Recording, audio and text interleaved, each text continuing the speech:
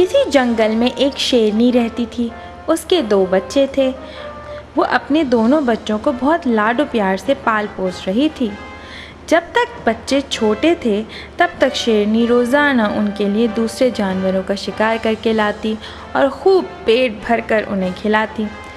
पर जब बच्चे थोड़े बड़े हुए तो उसने उन्हें भी अपने साथ शिकार पर ले जाना चाहा, ताकि वो अपना शिकार खुद करना सीख जाएं।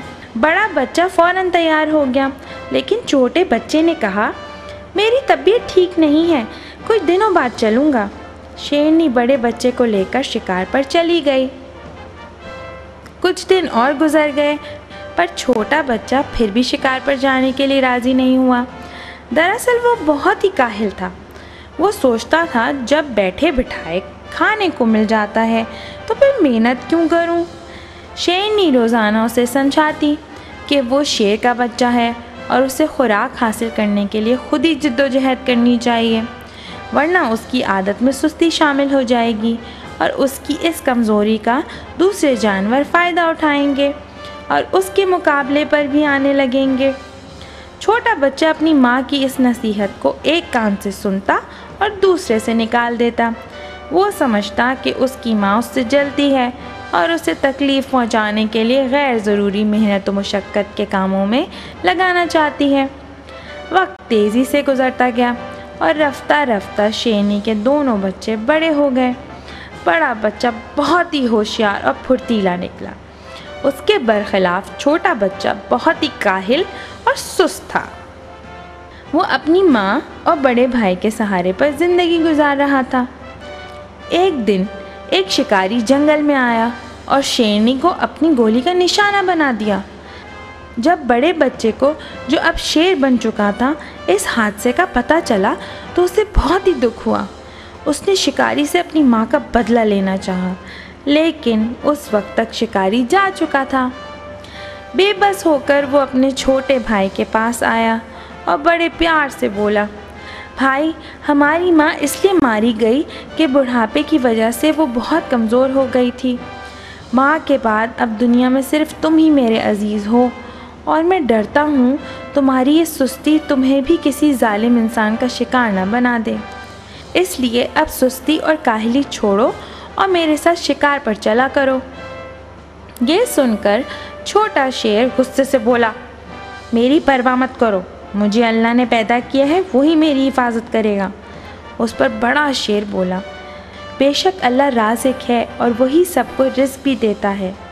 उस पर छोटा शेर बोला, मैं अपना अच्छा बुरा खूब समझता हूँ।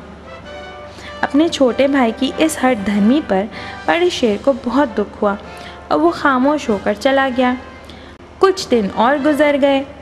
बड़ा शेर जब भी कोई शिकार करता, छोटे भाई का हिस्सा उसके पास ज़रूर पहुंचाता और वो बेहयाई का लिबास पहनकर उसे खूब मज़े से खाता।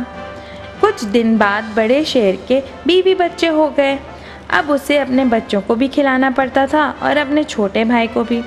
चुनाचे कभी कभी उसके नन्हे मुन्ने बच्चे भूखे रह जाते। बच्चों को भूख से तड़पता देखकर रफ्ता रफ्ता बड़े शेर ने अपने छोटे भाई की बुरी आदतों से तंग आकर उसे उसके हाल पर छोड़ दिया। अब छोटा शेर भूखा मरने लगा।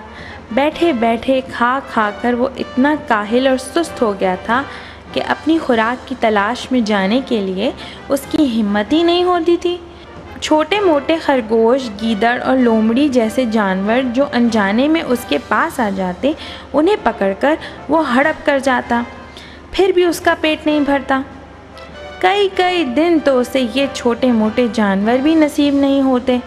इस तरह भूखे रह रह कर वो कमज़ोर होने लगा और एक दिन ऐसा भी आया कि उसमें हरकत करने की भी ताकत नहीं रही।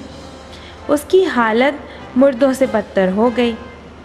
एक दिन एक भूखा चूहा उसके करीब से गुजरा और उसे बेहिस्सो हरकत देखकर मुर्दा समझ बैठा और उसके कान कुतर कुतर के खाने लगा। छोटे शेर को बड़ा गुस्सा आया, लेकिन कमज़ोरी की वजह से हरकत भी नहीं कर सका। पेट भरने के बाद चूहे ने एक लंबी डकार ली और दौड़ता हुआ अपने भूखे साथियों के पास आया और उन्हें भी ये खुशखबरी सुना दी। वो सब के सब खुशी के नारे लगाते हुए शेर के पास आ गए और जिसे जहाँ मौका मिला बेतहाशा शेर की खाल कुतर कुतर कर खाने लगे। गुस्से और तकलीफ़ से छोटे शेर का बुरा हाल था। वो इन हकीर चूहों को सज़ा देना चाहता था, लेकिन उसकी काहली ने उस वक्त उसे चूहों से भी कमज़ोर बना दिया था। चूहों को उसकी खाल कुतरते देखकर बहुत से छोटे कोशखोर जानवरों ने भी उस पर हमला कर दिया। छोटा शेर ज़रा भी हरकत नहीं कर सका। वो अपनी गलतियों पर पछता रहा था, जिनकी वजह से वो आज इस हाल को पहुंचा था कि हकीर से हकीर जानवर भी उसे अपने से हकीर जानकर अपनी खुराक बना रहे थे। देखते ही देखते ये हकीर और डरपोक किस्म के जानवर जंगल के इस राजा को, जो अपनी काहली और आराम तलब आदतों की वजह से आज इस इबरतनाक मुकाम को पहुंचा था, चट कर गए। सच है, काहिल का हशर हमेशा बुरा होता है।